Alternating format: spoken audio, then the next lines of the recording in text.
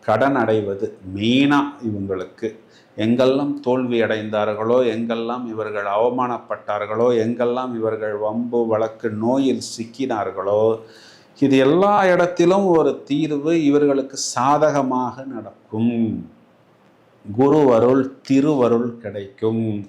குலதெய்வத்துக்கு நிறைய பேர் தெய்வம் இருக்கா இல்லையா அப்படின்னு எல்லாம் கோபப்பட்டு இருந்த மீனராசிக்காரர்கள் கோயில்களுக்கு சென்று குறிப்பாக வழிபாடுகளில் குலதெய்வ ஆராதனைகள், குலதெய்வ வழிபாடுகள் இதெல்லாம் இவர்கள் வெகு நாட்கள் கழித்து 2026 வருடம் ஆத்மார்த்தமாக செய்வார்கள். உங்களுடைய ராசியாதிபதி உச்சம். உங்கள் ராசியாதிபதி குருங்கிற கிரகத்துக்கு பேர் தான் பரிகார கிரகம். இந்த கிரகம் இது நாள் வரை மற்றவர்களுக்கு அள்ளி அள்ளி கொடுத்தது இப்பொழுது உங்களுக்கே